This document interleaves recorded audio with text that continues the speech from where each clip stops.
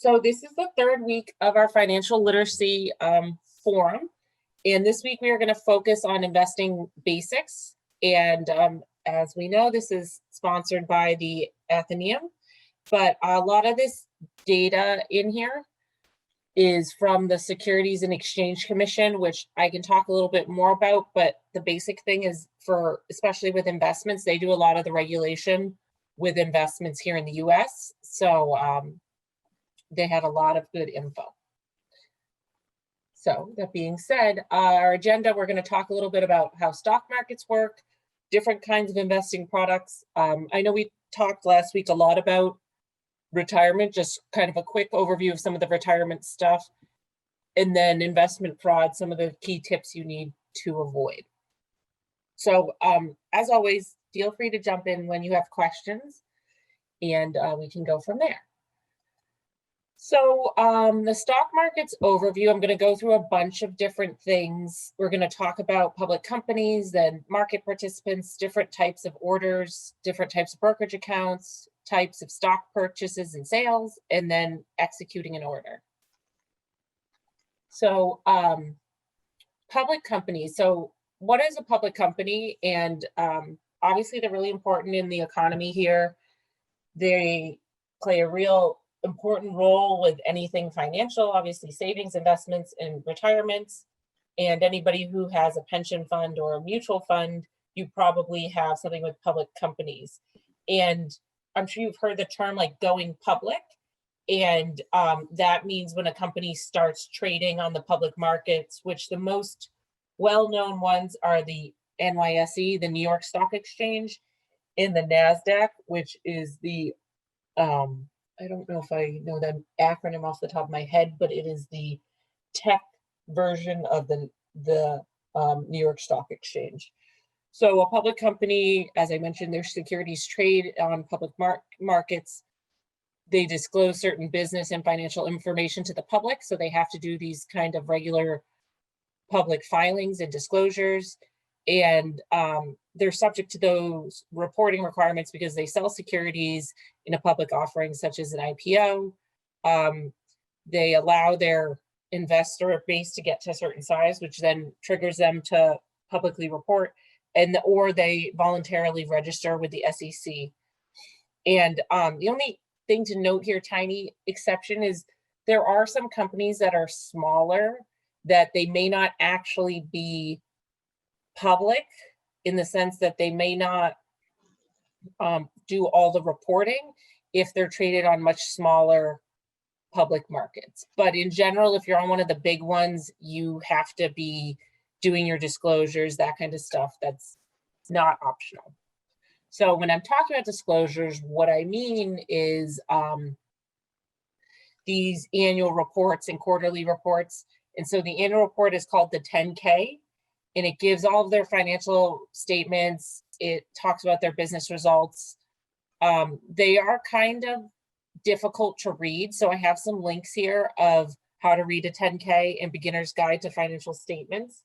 If you were researching a company and wanted to learn a little bit more, this is a really good place to start, because anybody who has an internet connection, you can go and find the 10K for that company. It's public information. So you could just find it on the internet and then just start reading through it. You could look through multiple years of public statements. So it's just a good fact-finding place to start. But as I said, there's some tips of like how to read.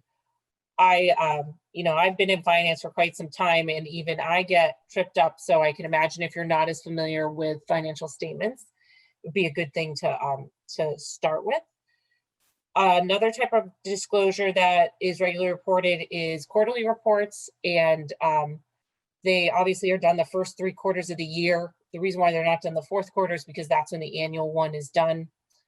It has unaudited, which means they're like unaltered financial statements and information about the company for the previous 3 months, quarter, and then for the year to date. So if you're thinking about like Q1, which would be the official date would be ending March 31st, it has all the information for that quarter, but year to date, it's obviously the same. But if you're thinking about, say, June 30th, it would have the information for April, May, and June, but then also it would have a year-to-date, which would show all 6 months. There are also current reports in the form of the 8K, which is another report that announces like major events. It could be if there's bankruptcy proceedings, which is probably more common these days, or if a company, like a good example was McDonald's recently changed their CEO. In the past year, they had to file this report because when there's a change in corporate leadership, it's a new director, a high-level officer, or any preliminary earning announcements. And again, similar to how to read an 10K, there's also one for an 8K. So again, I think it's just helpful for you to read. You can get an understanding of the lingo, the way that those reports are structured. So if you're looking at them, it's just a helpful tool to have. And then proxy statements are what you would have access to when you're looking at how people vote. And so shareholder voting is one of the most important rights. And as you being someone who obviously holds shares in a company, it's a way for you to participate in that process. You can elect the board of directors, you can cast, it says non-binding, which means you're not locked in based on that vote on executive compensation. You can approve or reject the mergers and acquisitions and vote on any other sorts of topics. If there is any sort of proxy vote or anything coming up, whenever these types of companies are required to notify you, so you would get something in the mail or email or maybe both, depending on your communication preferences. And what they do is they just kind of give a high-level overview of what's going to be voted on, and then usually, especially with executive compensation, they tell you how much the person's making and the policies and practices. And then there might be other disclosures that aren't necessarily required on an annual basis, but it might be, of course, if a company is doing a merger, they're acquiring another company, they're doing, as I said, tender offers, they are doing securities transactions by company insiders. So a good example of this, because you might say, like, what is that? Is I'm sure you guys heard that recently the vaccine trials for Pfizer came out, and that was kind of like a big deal, a lot of news.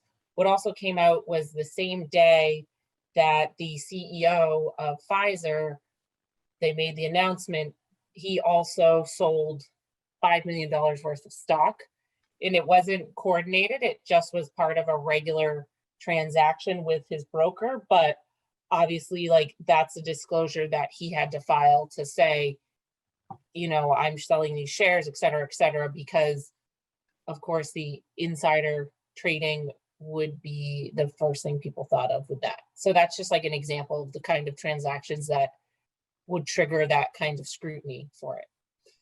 And then beneficial ownership is when a person or a group exceeds 5% of a company's shares. So example would be Jeff Bezos definitely owns more than 5% of Amazon shares.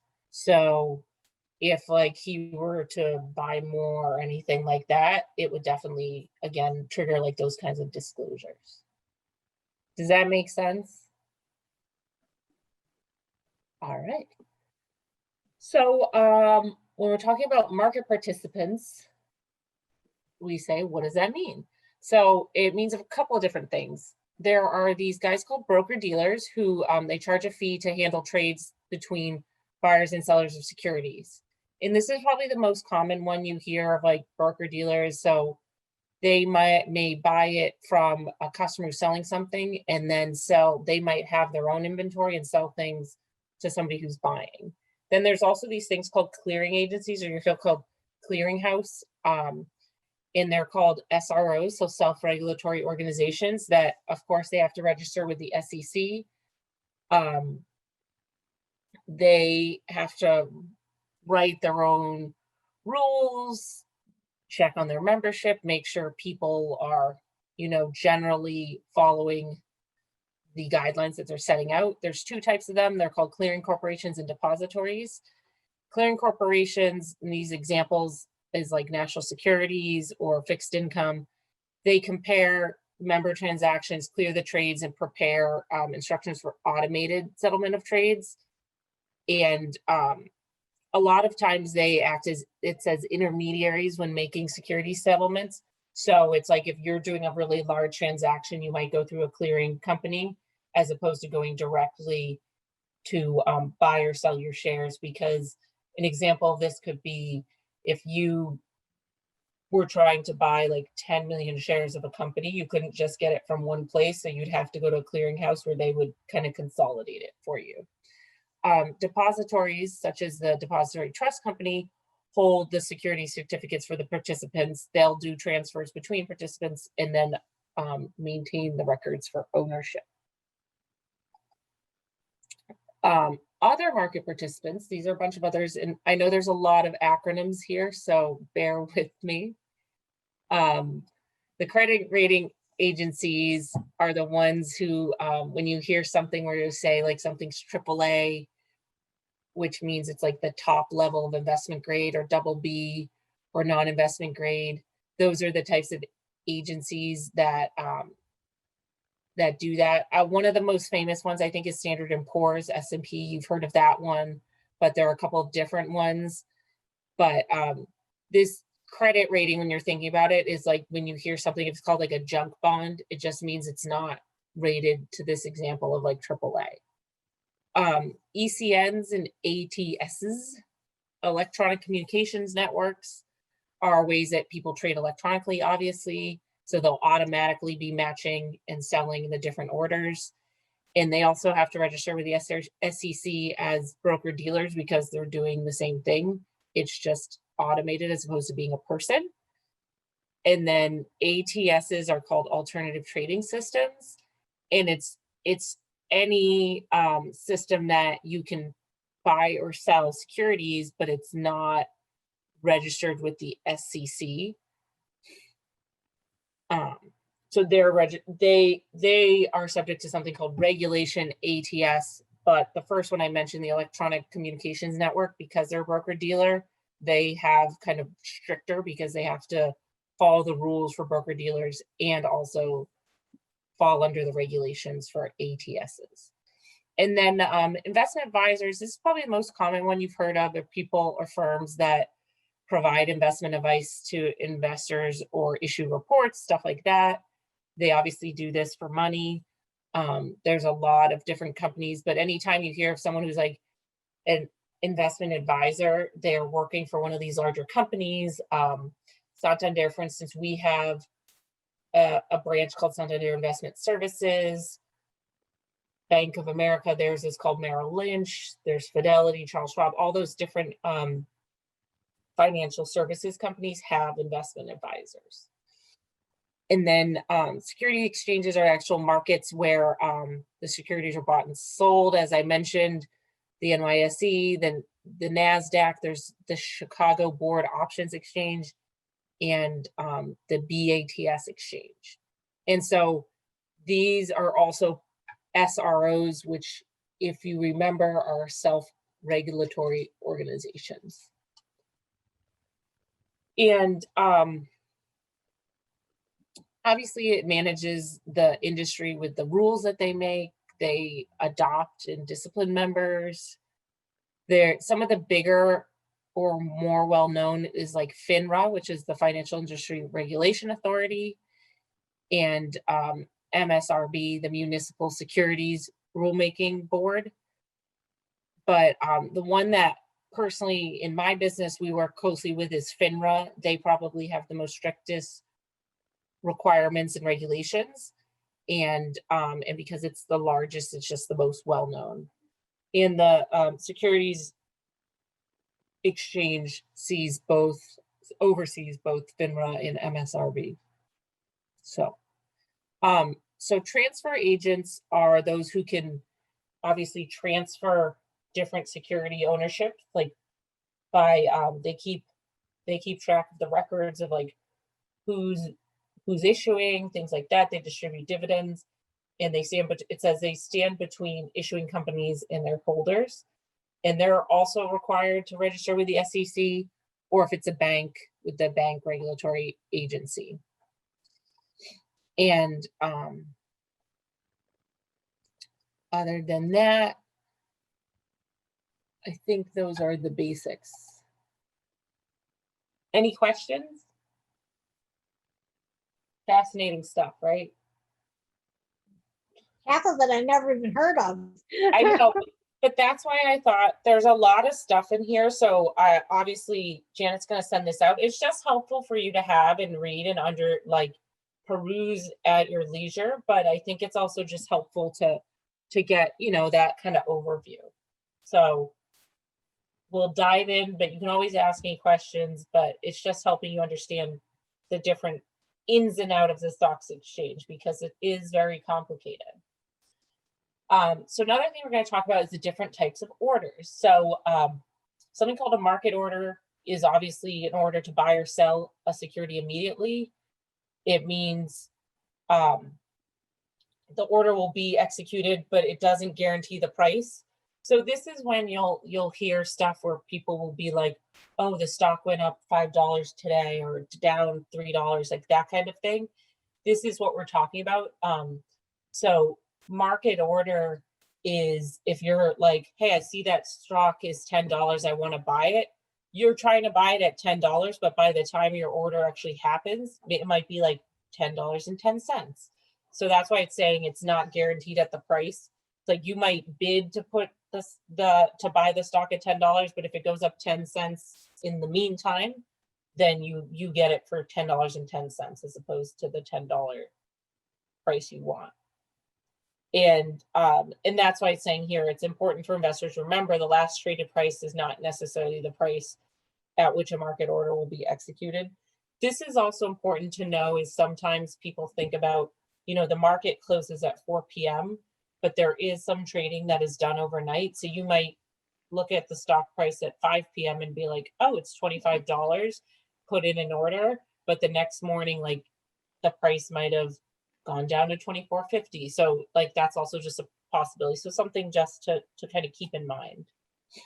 A limit order is an order to buy or sell a security at a certain price or better. So it can be executed at the limit price or lower, and like to sell is the same price at the limit price or higher. So you're kind of setting boundaries to say that you want, like in this example, they're saying you want to purchase shares of ABC stock for $10 or less. So you could say like, okay, I'm only going to buy Amazon if it drops below, I mean, Amazon's expensive, but like, let's say $250.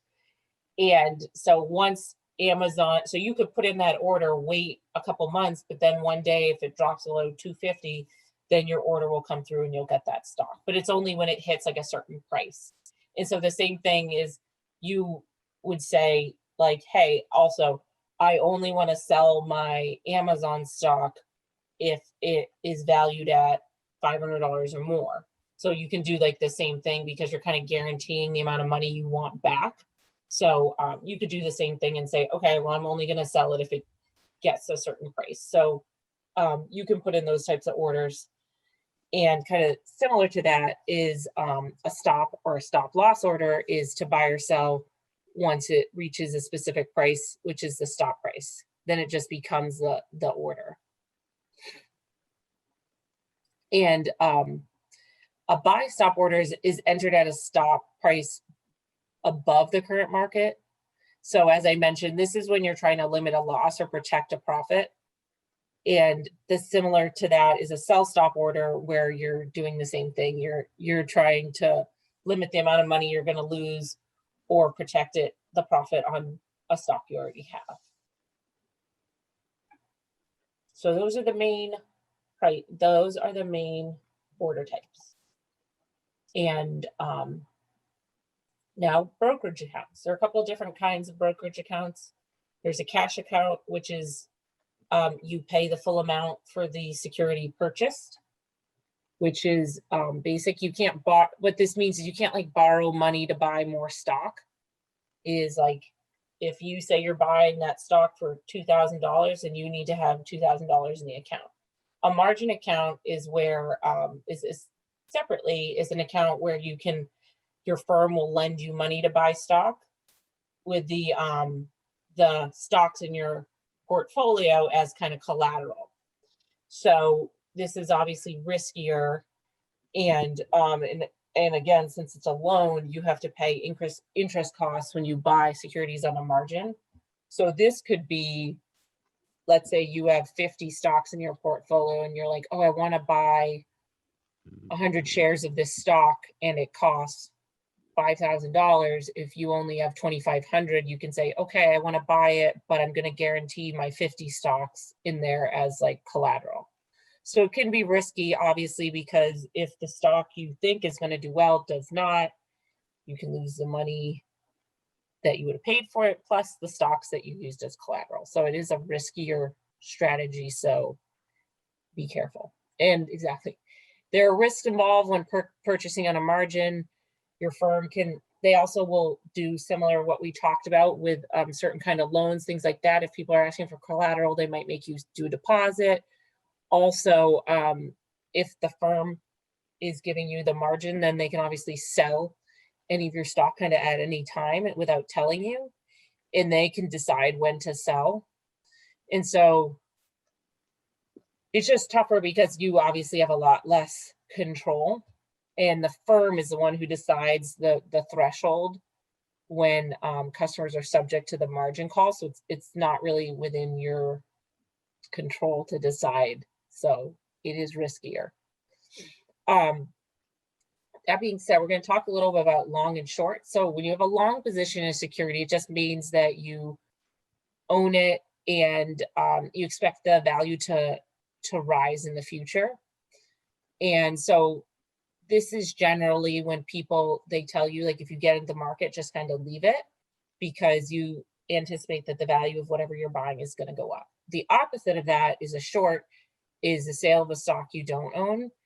And so people will do something, they'll sell short because they think a stock price is going to go down. A lot of times this is example when this might happen is if a company is going to be releasing their earnings and you think they haven't done very well this year, you might short their stock because you think like they're not going to be doing great, they're not going to be making a lot of money. And this little box just kind of gives more detail about the short sale. As we said, it's by someone who does not own the stock. They're just giving their level of confidence in that company or that firm. What they do is they borrow it on behalf of the investor, and then they close out the position by returning it to the lender, usually who purchases on the open market. So the example is, if we said a stock that might go down would be, I'll give an example. If one day they announce that the vaccine is effective and people can go back to their offices, people may start shorting the stock for like Zoom because not as many people are going to be doing like online meetings. So that would be an example. So if someone were to short it, what they would do is they say, okay, the stock right now is $50. I'm going to borrow it, assuming the price is going to go down to 40. And then they have to, end up buying it on the open market. But their thought is, well, it's going to be cheaper anyway. And as I said, those who sell the stock usually believe it's going to fall, and they hope to buy it at the lower price and make a profit, because if you have it at the higher price and it's falling, then you get kind of the difference between that. So if it went from 50 to 40, then you would get that $10 difference. You get to keep that profit. And it says here, it's used by market makers to provide liquidity in response to anticipated demand, or to hedge the risk of a long position in in the same security or something. So this might be example, if you thought that you knew like the vaccine was going to come out, but you didn't know exactly what company it was, you might have a long position in like Moderna and Pfizer because you know they have the vaccine, but then like you might say Glaxo, SmithKline Beecham, you might short them because they don't have it, something like that. And usually those who will lend you the stock for short sales will be, again, the brokerage firms, and they might use the firm's inventory because they might have their own stock, or they might use a margin account of another customer or another lender. And kind of similar to what we just talked about with the margin, everyone's subject to the same rules and fees, which might be the interest on the loan. So just a quick thing to note, if the borrowed stock does pay a dividend and you are short selling it, you still have to pay the dividend to the person or the firm who's making the loan. Now talking about executing on an order, when you buy or sell stock, you probably don't go as far as thinking about how the broker executes it on it, where they do it, those kind of things, how much it costs. So this is just some of the things. One of the things I mentioned earlier, it's usually not instantaneous. Even though those who are online, you assume it's like a direct connection to the market, but you don't. When you hit enter, it's still sent to your broker, who then decides which market to send to. And it's the same thing when you call them. And so even if it's usually quick and fast, it does take time, and prices change quickly, especially in fast moving markets. You know, when you see like a movie and they're like yelling and they're like it does move very fast. And price quotes only for a certain amount of shares. So you may not see the same price you saw on the screen, because they might say like, oh, this stock is trading at like $30, but it might be for like 100 shares. And if you're trying to buy 1,000, like that price might be different. And then the SEC, their regulations don't require trade to be executed within a certain amount of time, but most firms do tell you the speed of execution, and legally they can't exaggerate or fail to tell investors about the possibility of delays. So that being said, when talking about a trade, your broker obviously has a lot of options. They can directly order the stock. They can go to a market maker firm who kind of stands ready to buy or sell any stock because they might have a ton of inventory. They may pay your broker to send your order to them, which is called payment for order flow, and it's like a penny or more. And a stock that trades in the OTC or over-the-counter market, they may send the order to an OTC market maker. So then they also have to pay them for the order flow, or your broker could just go through an ECN, the electronic communication network, that automatically does it without having kind of intermediaries. Or they may send it within their own firm to do it. And this is called internalization because it's internal. It's still within the same firm, even if it's not from that broker. And in that way, what's interesting about that is if like you're talking about the same firm but two different people, then the firm can make money on the spread, which is the difference between the price on the security and what they sell it to you for. That being said, your broker should always be doing what's called the best execution. So they should not always be sending your trades to their firm because they're going to make money on it, because that would be defeating the purpose. And most firms obviously have automated systems to do it. They have to get you the best price and the best order. So it shouldn't be done through just their firm. It's saying they should evaluate it from all customers in aggregate and assess the markets, the market makers, all those different things. And the opportunity, it says, for price improvement is an important factor. So it's an opportunity. It's just hoping that you can get the better price in the current quote. And then obviously the longer it takes to get orders done, the more likely you are to get a worse price. So that being said, if you think if you want to use a certain broker, trade, whatever, you can always tell your broker to do that. But some brokers may charge you if you say like, oh, I only want to do it on this market, or I only want to do it with this market maker. So it is something you can do, but it may cost you more money. All right, that's a lot. Any questions? Yeah, I got a question. Yeah.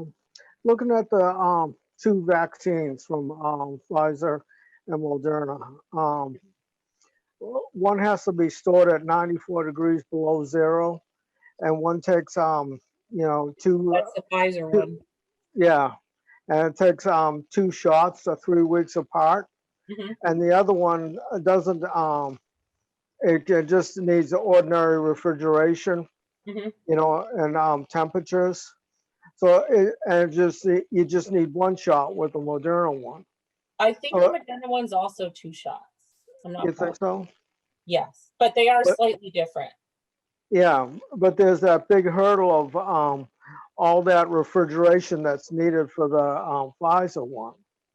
Right. Why would people go towards the Pfizer one and not to the Moderna one, which is easier to transport? So that's a great question, and I will try to answer it to my best. I do have to disclose I am not an investment advisor, but I'm just going to tell you my thoughts. I think it's a lot of different factors because, for instance, Pfizer is a really huge company and it's much larger than Moderna. So they may have a much better operational network to actually produce and create the vaccine. So even though it does need to be stored at super cold temperatures, they may have more labs and more places where they'll have access to that, where Moderna is smaller. So they might be outsourcing more. So that might be one thing.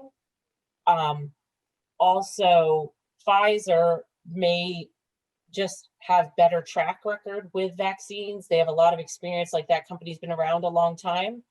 They're international, so like that could be potential. And also, if you're thinking about that though, this would be a really interesting investing opportunity, because if you're thinking about what you brought up about the super cold temperatures, Right. if you knew that they're going to be someday producing this vaccine, I would be investing in companies that have really good technology for keeping things super cold. So for instance, like Carrier is a really well-known like refrigeration company. What you could start doing is tracking those types of companies that provide that kind of service to understand, because like Carrier, who I don't know if you know them, they are from Air conditioning primarily, yeah, right? they're from Syracuse, New York. Yeah. But they've been around for a really long time in refrigeration, and they provide a lot of refrigerated trucks. So for instance, if a vaccine comes up, they might be doing a lot of work on transport. So that's something that when you think about something like the vaccine, those are things that you can think about with how it affects the market, because you could look and see, oh, maybe all these companies that are in refrigeration are suddenly tracking upwards because they're working with Pfizer on producing the vaccine. But yeah, I think Pfizer has a location in Andover. they do. Yeah. And I mean, Moderna is actually in Cambridge, I believe. Oh, So really? yeah, I think they're both in Massachusetts. But yeah, I mean, I would say though Pfizer's much bigger, so they might have a much better network for the standpoint of like operationalizing and creating the vaccine.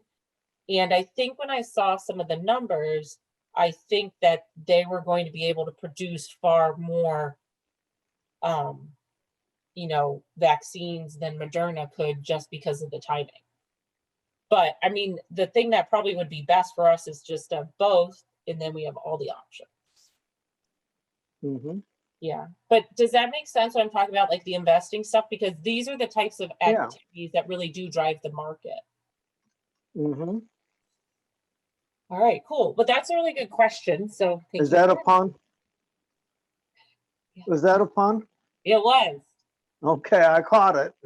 Good work. So these are a bunch of different kinds of investment products. I'm going to go through all of them. stocks, bonds, municipal bonds, mutual funds, ETFs, annuities, CDs, money market, commodities, hedge funds, REITs, and some international investing. So stocks, these are obviously the most well-known. Common stocks means that people can go to those shareholder meetings we talked about and they receive dividends. Preferred stockholders are those who don't have voting rights, but they get their dividend payments before those who are common stockholders, and they have priority over the common stockholders if the company goes bankrupt. And then some of the types of stocks are, growth stocks are obviously anticipated to grow faster than the market average. Usually they don't pay dividends, and investors buy them hoping for capital appreciation. An example is like a startup stock where you think you buy it low and then it's going to become huge. That would be a growth stock. Income stocks are those that kind of just pay dividends consistently. People buy them because they're money you can count on. An example would be like an established utility company, like National Grid, something like that. Value stocks have a low PE, price to earning ratio, which means they're cheaper to buy. They could be either growth or income, but they might have a low PE ratio because something like investors have kind of become less interested in them. People buy them hoping that they kind of do the opposite of growth stocks, and that they think the market has overreacted and that the price is going to come back. And then blue chip stocks are usually large, well-known companies with a solid history of growth. These ones are like Microsoft, McDonald's, like stuff like that, which are just like well-known. They've been around a long time. They usually pay dividends. And then another thing you probably have heard is market capitalization, where people will say large cap, mid cap, and small cap. Sometimes there are something tiny companies, they're called micro cap. And the lowest price stocks are known as penny stocks, and they usually have little or no earnings. They usually obviously don't pay dividends, and that's why they're highly speculative. So in market capitalization just means their share. So obviously the large cap are the biggest companies, and then going down the line, small cap or smaller. And then with stocks, how you buy and sell, there are a couple different ways. You can obviously do direct stock plans. So you can buy them directly through a company without using a broker. Obviously, it saves you on commission. This is when like you hear E-Trade, that's the kind of service. But you still may have to pay fees to the plan if you have a direct stock plan, like if you transfer shares or you sell them. And sometimes a lot of companies will limit direct stock plans to employees of the company or people who already have shares. And they may require minimum amounts, like you have to buy 10,000 shares to be in this. And usually if you're in that type of plan, they don't allow you to buy or sell at a certain time. Instead, the company will do them at certain times, it might be daily, weekly, whatever, and at a certain marketplace. But you may be able to automate your purchase and then deduct it. So an example was when I worked for Citizens Bank, they had the stock plan. And the interesting thing about this is we got like a discount to buy their stock. So that's an example of a type of thing that you can do. But you couldn't just like buy it all the time. It was like once you worked there, you could buy into it. But then you just kind of kept the shares that you had. And then they would do certain kinds of adjustments. In this example, I think the one I saw was quarterly, maybe. There are also dividend retirement plans. You can buy more shares of a company by reinvesting if you get dividend payments back to the company. And you probably have to sign an agreement with the company to do this, or the company will definitely make you sign an agreement, but you would need to ask to see if they have it. And you may or may not be charged. So you should check with the company or if you use a broker. And then discount or full service broker, it depends. Obviously, brokers will buy or sell for a fee, which is the commission. And so discount just means that they don't offer everything, and then full services, obviously, they kind of offer a variety of different ways to help you. In stock funds, it's another way you can buy stocks. This is it's a type of a mutual fund that invests in stocks, and we'll talk a little bit more about this later. Depending on the investment, like the policy, it may concentrate like in a certain type of stock, or like you may be blue chip, it may be large cap, etc. And usually they're offered by the investment companies, and you can buy them directly from the company or obviously through a broker. Another type of investment is bonds. Corporate bonds are debt securities issued by both private and public companies. There are investment grade bonds. That means that when I talked earlier about the credit rating, like AAA, it means usually they have a higher credit rating, which means that they're less credit risk than high yield corporate bonds. And high yield, obviously the opposite, they have a lower credit rating, which means they have higher risk, but they offer as a counterpoint higher rate of return because there's more risk involved. And then municipal bonds are called munis. They're debt securities issued by any government entity, such as a city, a county, a state, a town.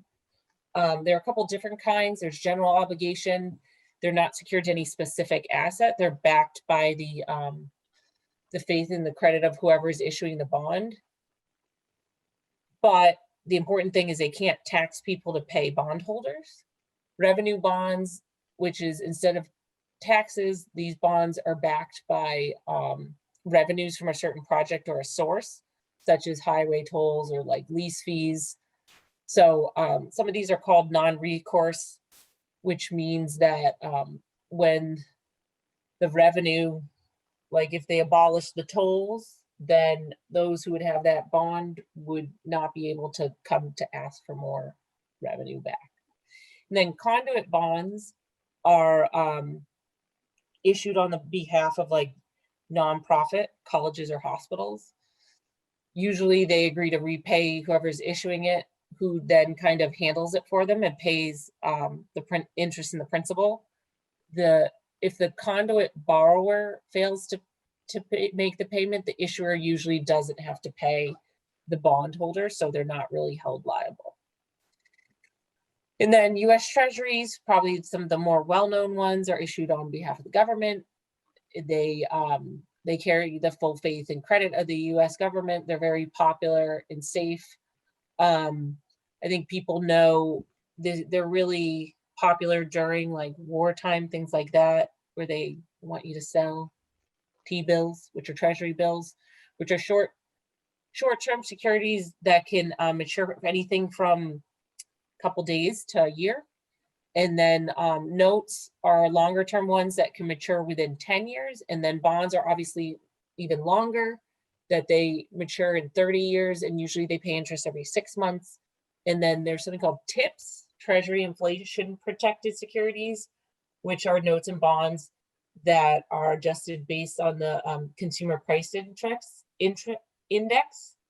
which they pay interest every 6 months and can be issued with 5, 10, or 30 years. So do you guys know what the consumer price index is? No. Okay, so the consumer price index it's basically like when you think about basic things that you need to live, it talks about the pricing of them, of how they move up or down.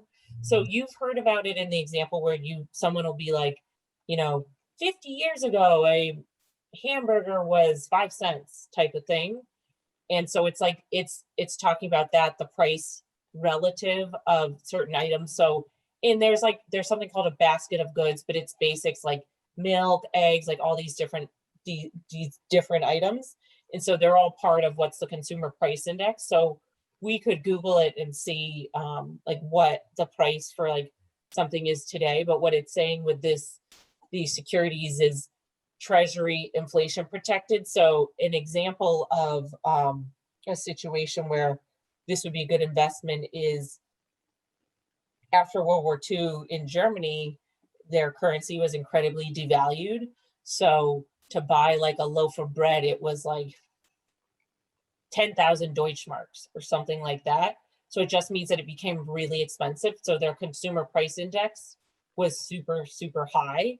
So it's just saying if you have these types of investments, you're kind of protected against like sudden spikes in prices, things like that. Does that make sense? Yeah, okay. Yeah. And so it's also just a good practice when you're like looking at it to see, um, you know, how much do things cost relative to what you think they should cost. And then it's just also interesting because you can track certain things over time where you like certain things may get really expensive, or there might be things that the price seems to stay relatively stable. But like, you know, it's also like basics, like I'm saying, food or milk. So it'll be an example where you'll think about it, and we'll talk a little bit in a second about commodities, but like when they're like, there's an avocado shortage, like the price of avocados will then go up really high because there's like an avocado shortage, or like there's a hurricane that goes through Florida and like destroys the orange crop. Then like oranges are subject to that kind of like volatility with the availability of those basket of goods in the market. All right. We talked a little bit about municipal bonds, but it's just a little more info. Interest on municipal bonds is exempt from federal income tax, which is great. It also may be exempt from state or local taxes, depending if you reside where the bond is issued. And usually those who are investing in bonds are looking for a steady stream of income, and compared to those who are stock investors, like they're more risk averse. This bonds are something that as people get older, they may be a safer investment. Because as it says here, you're more focused on preserving rather than increasing wealth. You just want to make sure you're not losing your money. So you're not necessarily chasing like a big return, but you also just want to make sure that it's not that you're not gonna like lose a ton of money as your assets, like you're getting closer to retirement. And because of this tax benefit, usually the interest rate is lower than obviously on taxable fixed income securities such as corporate bonds. And so the two types of bonds are generally the general obligation bonds, the ones we said issued by the states, cities or counties, not secured by assets, and then the revenue bonds, which are not backed by the government's taxing power, but by the different source of, you know, if it's a project, if it's tolls, whatever. And then we talked about this about the conduit borrowers. So those are the different kinds of bonds. And as we said, these are usually safer investments as opposed to stocks. And this is just kind of informational, a little bit, the kinds of risk that you will find with bonds is there's credit risk, where obviously if they issue the bond, but they don't make the interest payment on time or the principal payments and they default, there's interest rate risk, obviously, because the rates can change and it can affect how much the bond is worth. If they're held to maturity, usually the investor will get the face value plus interest. But if you sell them before, they may or may not, depends. And then obviously as interest rates increase, newer bonds become more appealing to investors because they'll have a higher rate of interest. And then kind of the consequence, or I guess the reverse is, and then if rates start falling, then older bonds will be more attractive because they will have better rates. And then if you want to sell an older bond with a lower interest rate, you might have to sell it at a discount because people know they can just buy a new one with a better rate. There's also inflation risk, as I talked about, like the upward movement of prices. It reduces the purchasing power, which is those who are receiving. Obviously, it's a risk for you if you're getting a fixed rate of interest. Liquidity risk, which just means the access to finding a market for the bond. So you may or may not be able to sell or buy it when you want. And then call risk, which is the possibility the bond issuer would get rid of a bond before its maturity date, which they may do if interest rates decline. Just like the comparison here is just like if you have a house and you might refinance your mortgage to get better rates, they may do the same thing. Other products, mutual funds, there are a bunch of different kinds of funds. Money market funds, they're pretty low risk. They only invest in high quality short-term investments. Bond funds, which have higher risk because they want to produce higher returns. The risks and rewards can be different, depends on the mix. Stock funds obviously invest in stocks. They're not all the same. There's a couple, obviously growth funds invest in growth stocks. Income funds invest in stocks that pay regular dividends.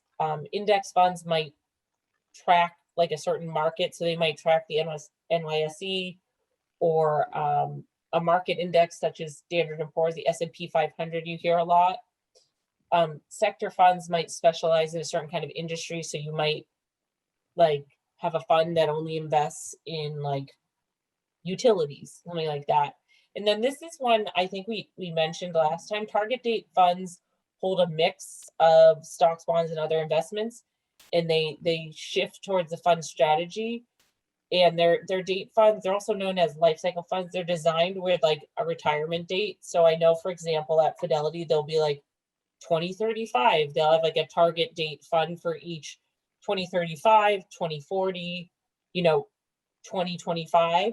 And so the idea behind it is the closer the target date is, the more risk averse the investments will be. Because obviously if you have like a 2025 fund, then you're looking to retire relatively soon. So you'll want to have more access to your money so it can't be tied up in illiquid investments, but also you want to protect your investments so that the odds of you losing the value are much less. So it's like an example could be that fund might have more bonds versus stocks, where if your target date fund is 2060, it might be more stocks versus bonds. ETFs, electronically traded funds, exchange traded investment products. They have to register with the SEC.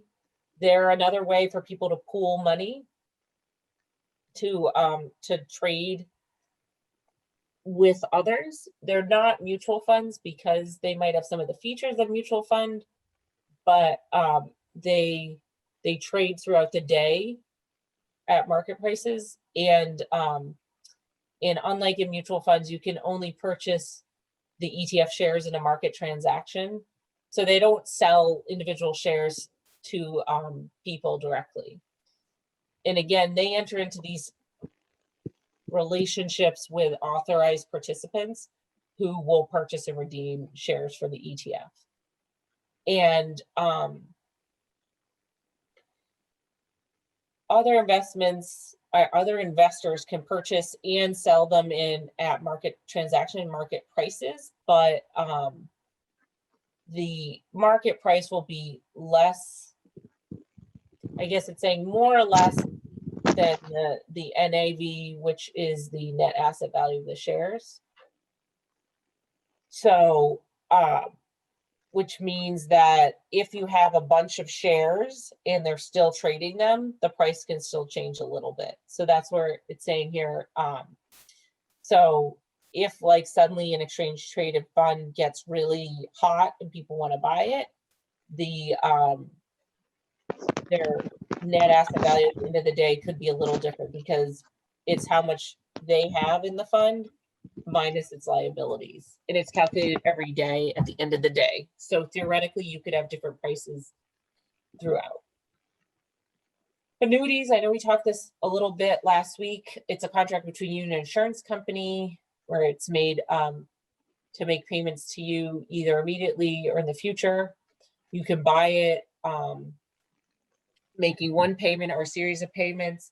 If your payout similarly can come out as a lump sum or a series of payments. A fixed annuity means you get a minimum rate of interest in periodic payments. A variable obviously means you can direct it to different investment options, usually in mutual funds. And then an indexed is similar to an index fund where it tracks a certain kind of stock market index, such as this S&P 500. And all of these different types of annuities are regulated usually by the state, because it's regulated by the insurance commissioner. So whoever can sell insurance in your state. The only one it says that the SEC regulates variable annuities, but with the fixed annuity and the indexed, those are regulated by the state insurance commissioners. So just something to think about. CDs, which I'm sure you've heard from going to the bank, it's a certificate of deposit. It's a savings account that holds a certain amount of money for a fixed amount of time and pays interest. When you cash it in, you'll get your original investment plus interest. These are also some of the safest options, also because we talked about one of the last times, because if you're buying a CD, which most times you would buy it from a bank, and then the bank is FDIC insured, it means that your investment would also be insured. It up to $250,000.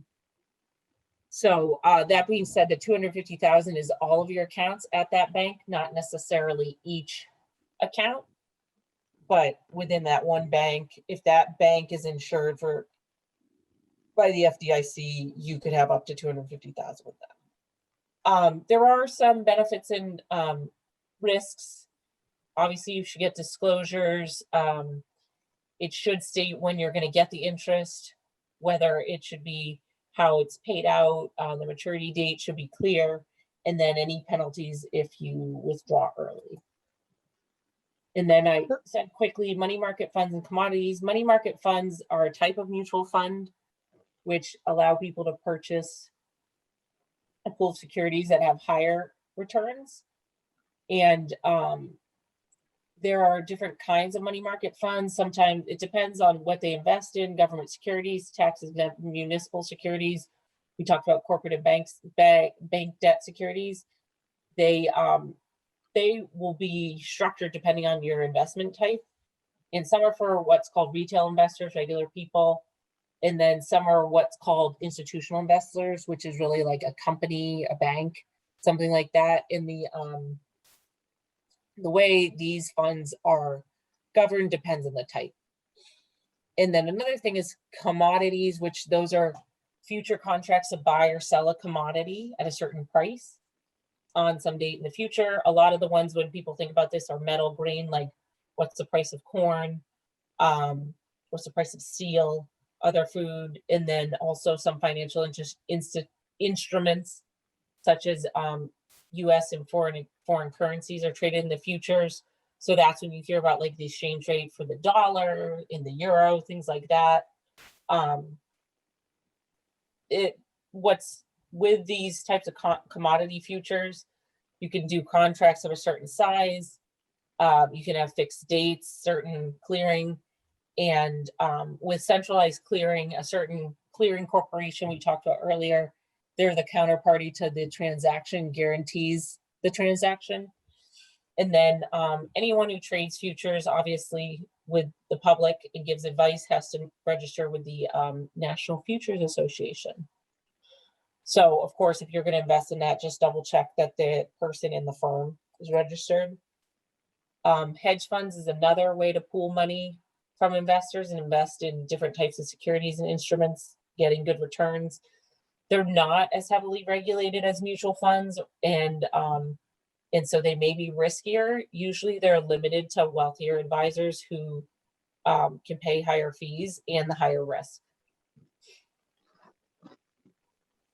And or obviously institutional investors who are just bigger. So what do you need to be a part of this? Being an accredited investor, which means you reach the minimum. Make sure you read really well the perspective and materials and that you understand their strategy. Some of these hedge funds have super crazy, complicated strategies. So if you are investing in it, make sure you understand it. Similar to that, understand how things are valued, understand the fees. As I said here, they have much higher fees. The asset management fee is just 1 to 2%, and a performance fee, which could be 20% of the profit. And then understanding your limitations. If you want to go cash in your shares, Usually they're limited, you can't do it, there are lockup times, things like that. Make sure you know your manager. There are a lot of great managers who make a ton of money, but just making sure you know who it is. You can get this investment information on their form ADV, which is the registration form, but you can get it. Also, you can go using the SEC and Investment Advisor Public Disclosure, which they have a website. You can go there and you can look for the person in the database. You can also go through FINRA to check. And then, of course, make sure to ask questions since you're giving this person your money. Real estate investment trusts, REITs, allow people to invest in different income producing large real estate projects. And some of the ones that you think about might be buildings, apartment complexes, hotels, stuff like that. Also could be mortgages or loans. This is separate from a real estate company because the REIT doesn't actually develop the properties to resell them. They buy and develop the property to operate them. So it's just something to think of, because if they're buying it to keep it and operate it, it may be more secure than someone who might be just looking to make the money of like reselling it. And it's a good way to include real estate if you want to diversify your portfolio. They may offer higher dividend yields, but there are, of course, some risks, especially with what's called non-exchange traded REITs, because they don't trade. Some of the risks are there's lack of liquidity. You can't really get your money anywhere because you can't buy or sell it. The transparency of how much your share is worth, also, it's harder to figure out, because if it's on a public market, you can see that price and you understand what it is. But if you have a non-traded REIT, they usually don't have to give you any information, including an estimate. So this might be for a really long time, so you might have no idea how much it's worth. Also, something, distributions may be paid from the money, the offering proceeds and borrowings, but it's similar to when you heard about like the Ponzi scheme, where it's like you buy in and they might use that to pay people out. So it's also just something risky. Also, conflict of interest is a big thing, because a non-traded REIT may be managed by someone externally instead of the own company. So it means that they don't really have the same amount of risk. Like they're not as worried about it. And then in this example, you're saying the manager may just get paid a lot of fees because of the amount of acquisitions, but not necessarily making the best investment. They may be doing it for themselves. The last kind of investment product is international investing. So there's a lot more information about this. So this is just high level, but two of the main reasons people do that is obviously diversification. Again, more options you have in your basket, the better in growth. But there's a lot of risks with it because it's obviously outside the US. It's not as regulated. Maybe hard to get the information. It may cost more because international investments. You need to make sure the person you're working with, the broker and internet investment advisor, has some sort of connection with the US, so at least you can understand, because if you're in another country, you're not protected by our laws the same way. Currency exchange and currency controls obviously can affect the value. Changes in market value can be dramatic. Obviously, political, economic, social events. There are different levels of liquidity. Most markets outside the US have much lower trading volume and less companies. So it just may be more restrictive. Again, legal remedies, you probably don't have the same level of legal protections in other countries you do here. And then just in general, the way the market operates will be different. So not saying you shouldn't do it, just some of these things to keep in mind. And especially sometimes people, when it's attractive, it may be in, emerging markets, but then that's also a place that might be a lot more volatile. So again, just something to keep in mind. So we talked about this last week, so this is just kind of a refresher.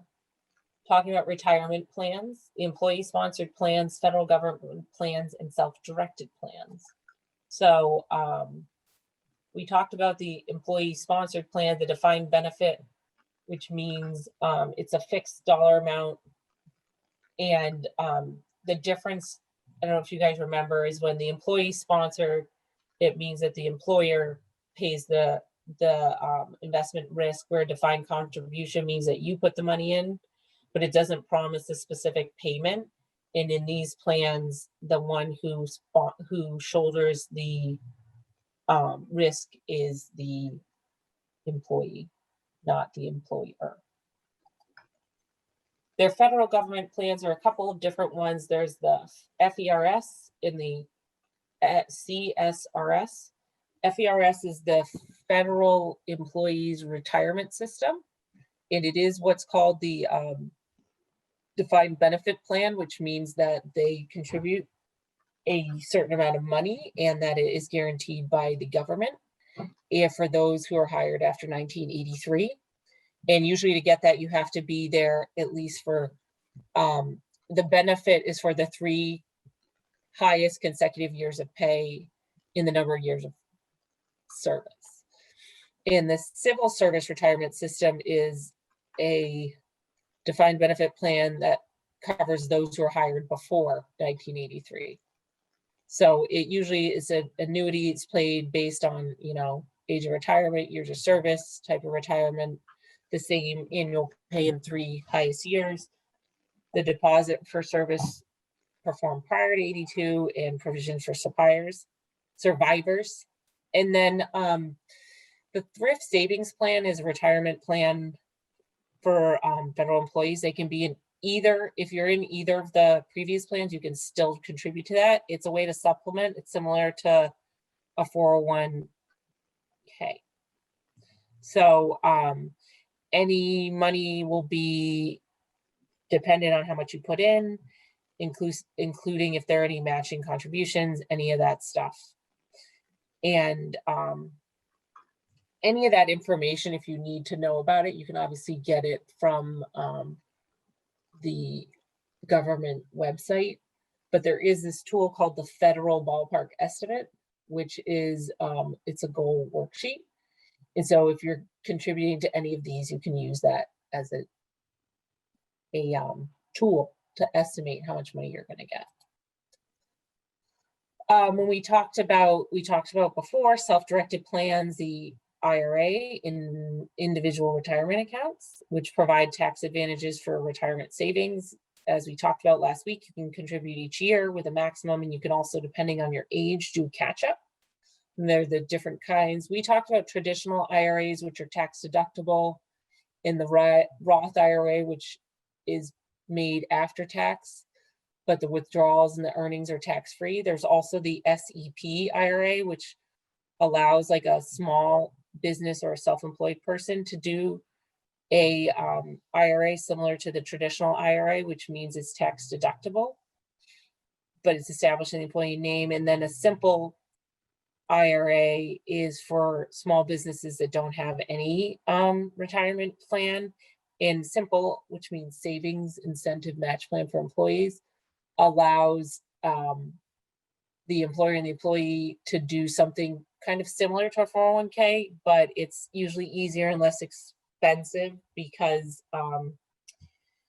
there's less like administration and there are lower limits. And so that makes sense, because if you think about 401ks, there's only a couple of really large companies that manage them, like Fidelity, Schwab. And so usually it's cost prohibitive for a company at a certain size to like manage a 401k, because it's pretty expensive. So simple IRA is a good option.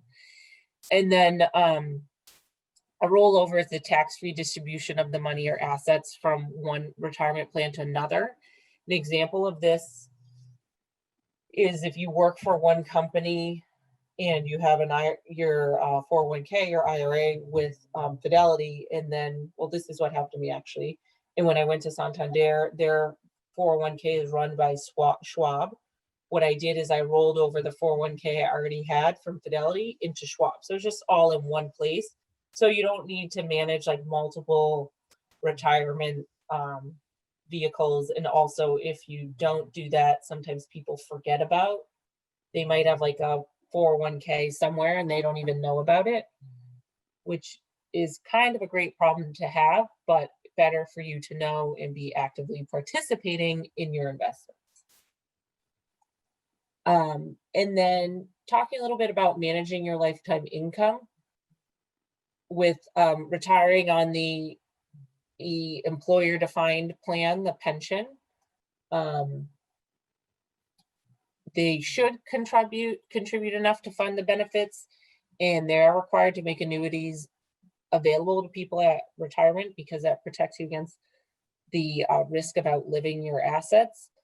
But if you're retiring on a your defined contribution plan, like a 401k, there's no annuity, and the employee obviously bears the risk. So obviously employers prefer the latter to the former because they don't have to guarantee the risk. And what that means, though, is obviously the employees have to be more actively responsible with their retirement. Whereas before, I think people were like, oh, I'm going to get a pension, it's fine. And then you didn't necessarily need to worry about it. But the trend has obviously been moving towards making employees be responsible of that and ensuring that they save enough. Talking about retirement asset allocation, we talked a little bit about this. The most common reason for changing it is your investment time horizon. Obviously, as you get closer to your goal, retirement, but there are a couple things that may change over time, which might be your general risk tolerance, your financial situation, or if you have a certain goal. But the general thought is like, as people get closer to retirement, as I mentioned, they hold less stock and more bonds and cash equivalent. Obviously, stock's more volatile and also bond more secure, and then cash, you just might need access to more cash for whatever reason. And then lump sum payouts, I know we talked a little bit about this last week. Obviously, it can be very exciting because most people don't get a large payout very often. So it's exciting to see a big pile of money. But we talked about it can also be stressful, especially if you're not comfortable with it. So the general rule of thumb is to resist the urge to quickly do something with it. And this is just reminding us that most experts say to take several months or a year to decide what you're going to do with that money. And then these are a couple of resources for you guys. Again, these are a bunch of different links. If you need the Form 5500 or SF for these are talking about the retirement stuff or pension plans. If you have any questions about any of these, there's a bunch of links. If you need to know about the Department of Labor, which talks about the Employee Retirement Income Security Act, it covers most of the private sector pension plans, but it just gives you more information on pension plans and assistance, like for you to help understand what that means. It's called the Employee Benefits Security Administration as part of the Department of Labor. And as we said, ERISA, they protect participants and those who are in employee plans and make sure you have access to all the information. The Pension Benefit Guaranty Corporation can answer questions if you have a defined benefit. And just provide a directory and more information. And then of course, tax information, we talked about the IRS, but it's always important kind of tip to have. And then quick thing, wanted to talk about investment fraud, just making sure you're protecting yourself. I know, again, we talked about this a little last week, but a basic understanding of how scam artists work will help you just avoid fraud and protect yourself and your money. And obviously learning how to invest wisely can help you reach your goals and not be scammed. So this one sounds obvious, but it is just a good tip. Never share your contact information if you hear like an investment promotion, because that is a way for them to get your personal information. We talked about last week, the red flags, always watch for those. You know, we talked about the different ways people call, they play on these very sophisticated people, they'll play on your worries, they'll play on your family, things like that. So always just be careful. Protect yourself online and with social media. Those are places where people go and look. Learning about the kind of like educating yourself about different types of investment fraud is also helpful. Also, review the alerts. I was going to actually see what the investor alerts are, because that's also really helpful to check out what the investor alerts are, to see what is kind of out there. So I was just going to pull that up to see what the latest alerts they have right now. So here's an example of an alert that I just found was. Abby, just so you know, we only see the PowerPoint. We don't see the window you just pulled up. Oh, okay. It's just the way you're sharing your screen. So if you stop the share and share the window you just opened, it should work. Okay. Let's see. Here we go. So this example of one, a good investor alert is like, investment scams may seek to exploit natural disasters.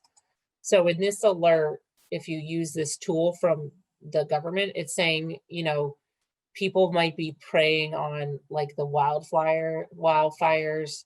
It's talking about a bunch of hurricanes. And so bad actors may direct you to make investments in companies involved in cleanup, repair, and recovery.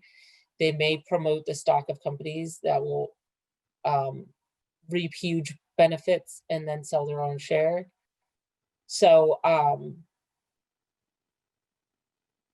in this example, they may try to call you through email, social media, or by the phone, and they may tell you to, they may target people already getting money. So this is an example of an alert that you would find with investor.gov.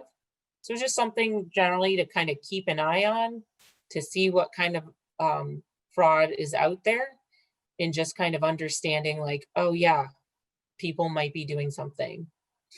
So this example of talking about fraudsters offering charitable investments, like that's a common one. And especially I would think as the holidays come around, it is just something to think about. If you are investing or spending money or resources or anything with a charity, just make sure it's an organization you know well, you're familiar with, and that you know their mission, and you are comfortable with, if you do donate to them, you know the way, you know your money's being directed, you can track it, all of those things.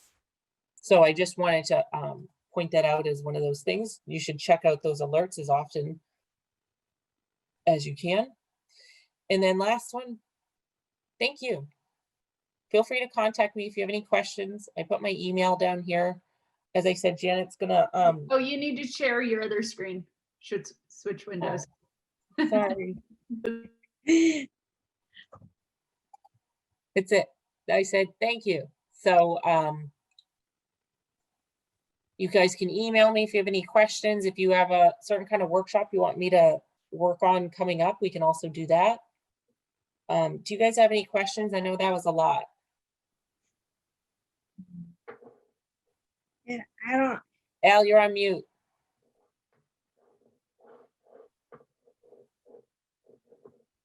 I got a question about CDs. Yes. Say you invested $1,000 for a year on a CD. What sort of return could you be expected to get on that? So so that's a good question. So you're talking about if you have a CD and you invest like $1,000. Yeah, just for round figures. Yeah, it's a good question. I can look of what I think. Let me look at what the CD rates. I don't think right now they're very high because the rates are so low. So I don't think you would get a ton of money. Yeah, But you like, get a lot of security, right? huh? You get a lot of security though. Correct. So, Yeah. but that's a great question. So for instance, I just pulled up, in November, the rate you're gonna get is gonna be less than 1% for like Wow, $1,000. that is Yeah, low. it is low. So, Yeah.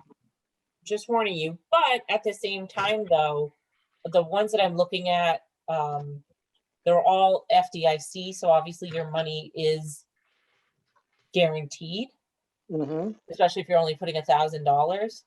But yeah, Mhm. the rates are really low, so I don't think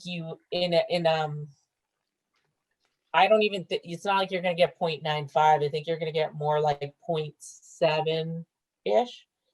So Mm-hmm. it's not great, but it is secure and it is, as I mentioned, it is guaranteed, so it is insured, which most investments, that's like one of the big taglines is they're not insured, but this Mhm. specific one is if you go through a bank. So if you look at, like, you can compare rates at different rates like NerdWallet or bankrate.com, and it will tell you if the banks, so like I'm looking an example for Capital One, they're obviously FDIC insured.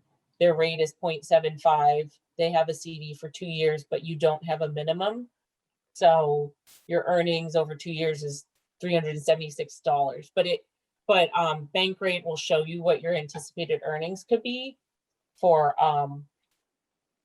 any of those as well. So it is, I mean, for 1 year, if you're using one of these banks, yeah, you're going to get like $175. So it's not a ton, but it's better than nothing. Yeah, it's better than keeping it in the bank. I mean, in the savings account. Well, exactly. And the thing is, and similarly to that, if you don't need that money for a year, you're going to get more, you're going to get more money back.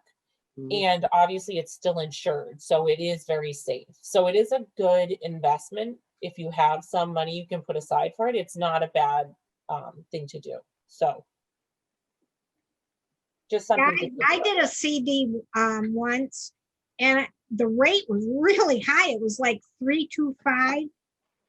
I mean, I never seen it that high before. I mean, and then after a while, it went down to like one something. Not mine, but because mine went at that price. But to do a CD, like say a year later or something, it was like I don't know if it was 0.1 or what, I don't remember, but it was considerably lower. The highest I saw was the three something that I had, 325. Yeah, I mean, generally the rates are low, but what could have happened is, I mean, interest rates right now are super low anyway, so they're going to be really low. But you could have some sort of, like, there are occasionally like promotional rates that might be, like I'm thinking of Santander, like we might have offered one for like 2.5 a couple years ago, and it might have been part of like a promotion. So some places may have those promotional rates, whereas again, if you see it and you have some cash set aside, it is a good way to invest where it's guaranteed if you're going with a bank.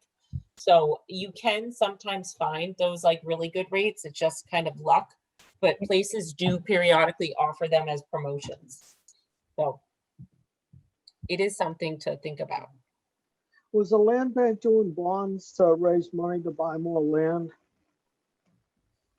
So I don't know if they were, but they could be, or they could have been. I know they did something to get more money so they could buy bigger properties and stuff. Oh, okay, I see what you're saying. Yeah, so usually if they were to issue bonds, it's exactly that because they want cash. Right. What I wasn't sure about is what they were doing with the cash, but if they were using it to buy land, then that is why they would issue bonds, because they're one of those, like we're saying, it's a state, a county, or a city can issue a bond, and they can do it for a specific purpose, such as you brought up, if they want to buy more land, then they generate that cash, and then they can use that to buy the land that they want. And then they can use that to pay people back. So, yeah, well, how do they, I didn't get that last part. So you said then they can use that to pay the people back? Well, yeah, eventually, with them issuing the bond, they're guaranteeing it. So they're anticipating that at some point they're gonna have to pay off that bond. But by So them where do buying, they get that money from? well, that's a bit of how those bonds can become Ponzi schemes if they keep issuing and issuing, which I don't think that's what the land bank is doing. But they would anticipate, because the amount of, I would imagine the land bank would think that if they're buying more land and then they have the rate that they get on all the transactions, they might be anticipating that just like the revenue that they get from their regular transactions is enough to cover it. What regular transactions would those be? Because as far as I know, they don't sell land, they just buy land. Yes, no, you're right. But I think they get 2% of every real estate transaction. Right, and they use that to, so they're using that money to pay off the bonds. Yeah, I mean, I think it's probably a combination, because if you think of, I know we've heard that over the last year, there was like $1 billion in transactions or something of real Yeah. estate. And if they're getting 2% of that, Yeah, that's a lot of money. So I don't think, and I don't know how much they issued in bonds, but I'm sure that it's kind of like a combination, but that would be how they would use existing revenue stream, which would be, because that's also the thing. It's not like they're gonna have to pay off all the bonds at once. So they could be periodically paying it off with the income that they get from that. mm-hmm, Does that make sense? yeah. So all good questions though. You know, Yeah, so I was just wondering, like, how would you go about purchasing some bonds specifically from the land bank? that's a good question. And I'm gonna look that up to see the yeah, so it says, this is an example, they issued a bond for 25 million, but that was in 1997. But we can look that up to see if there's a way to get their bond. But I might have to do some research. I can do some research on it and talk with Janet, and she can send it out to you guys. Okay, and it's just a curiosity that, you know. Yeah, no, I think it's also just something interesting to know, because when we talk about bonds and, people want to invest obviously in local organizations, which makes sense. So it makes sense to know a little bit more. So let me see if I can find some stuff out about it. I will look. I want to be respectful of your guys' time because it is 8 o'clock, but thank you again for coming to my sessions. I really appreciate it. I hope you learned something and this was helpful. Mm-hmm. And Janet's going to send out the presentation. If you have any other questions, as I said, this one has my email at the end, so you can feel free to email me if you just have any general questions, or if you just want me to talk about something and develop an upcoming workshop, I'm happy to do that too.